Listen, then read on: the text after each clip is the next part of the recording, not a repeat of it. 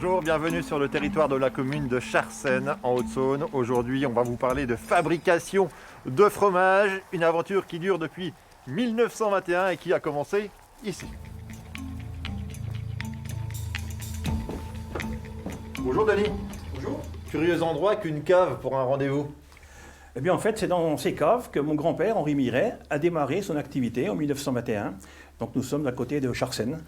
Mon grand-père traitait 200 litres de lait par jour. Aujourd'hui, l'entreprise traite plus de 200 000 litres uniquement pour les pâtes molles. Avec les autres productions, on traite à peu près sur l'atelier plus de 100 millions de litres de lait à l'année. En tonnage de fromage, ça fait combien? En tonnage, ça fait près de 14 000 tonnes annuelles.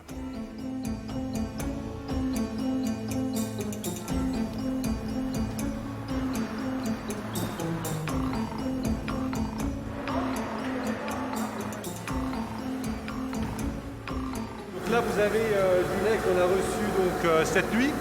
On reçoit à peu près 200 000 litres de lait par jour, collecté vraiment localement à 25 km autour de la fromagerie. Après la pasteurisation, ici, on y met les ferments qui vont permettre de donner des goûts aromatiques au fromage et puis qui vont permettre aussi d'acidifier le lait pour que le lait se transforme donc en caillé, donc en fromage.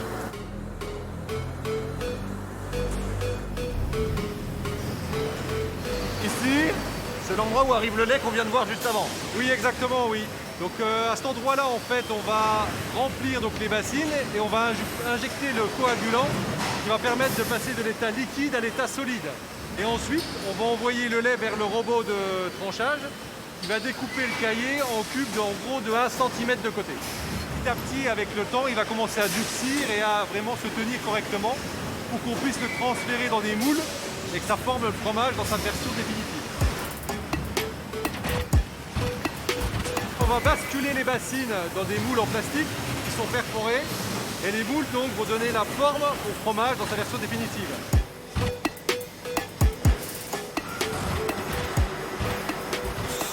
Là on a l'étape de démoulage. Donc les fromages sont restés toute la nuit à l'égouttage. Donc ce qu'on voit là c'est la fabrication de hier. Et donc là on va sortir les fromages des moules par aspiration avec le vide. Et on va les déposer sur des grilles en inox où ils vont être salés puis affinés. Et ils vont rester sur ces grilles pendant entre 10 et 15 jours. Après, c'est l'étape de salage, puis d'affinage. Et là-bas, Mathieu Miret, l'arrière-petit-fils du fondateur, vous y attend.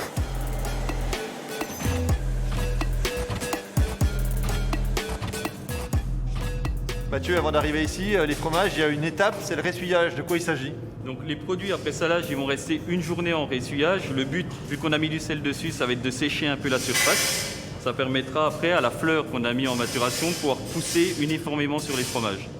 Ensuite, l'étape dans cette pièce où nous nous trouvons. Ensuite, voilà, chaque journée correspond à un alloir d'affinage.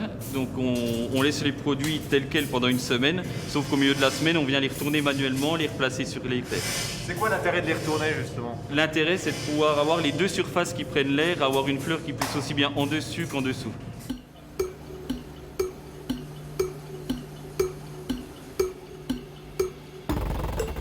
Après 10 jours d'affinage, le pénicillium a poussé sur l'ensemble du produit en faisant une belle boule bien dufteuse. Ensuite, il va pouvoir être emballé et habillé de son emballage définitif. Alors, ce joli duvet de pénicillium, quand on a le produit dans l'assiette, on ne le voit plus.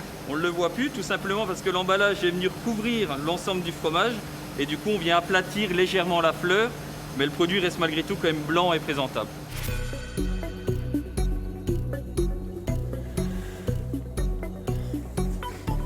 On voit quand même deux fromages de recettes identiques, mais avec des aspects, des couleurs et des goûts différents. La différence, c'est essentiellement au niveau fabrication, on a des ferments différents. Et ensuite, la grosse différence, c'est quand même au niveau de l'affinage. Puisqu'en affinage, sur Roucoulon, il y a des soins qui sont faits en affinage, un affinage plus long. Et le fromage va être frotté avec des ferments du rouge. On est sur un produit naturel, hein, il n'y a pas de colorant. Et donc un produit quand même qui est plus élaboré et qui au final nous donne un goût plus prononcé. Mais on reste quand même dans la légèreté. Alors 2021, c'est le centenaire de la création de l'entreprise, de la fromagerie. Il va se passer des choses cette année? On a prévu donc en milieu d'année donc de faire une grosse fête sur 3 jours pendant lesquels nous inviterons donc bien sûr nos clients, les autorités locales, nos producteurs de lait, c'est important que les producteurs soient conviés à cette fête. Les habitants du village, ça sera ouvert aussi, il y aura des portes ouvertes qui se feront en fin de semaine pour les habitants du village. Voilà. Donc on a l'intention quand même de faire une bonne fête pour marquer ces 100 ans.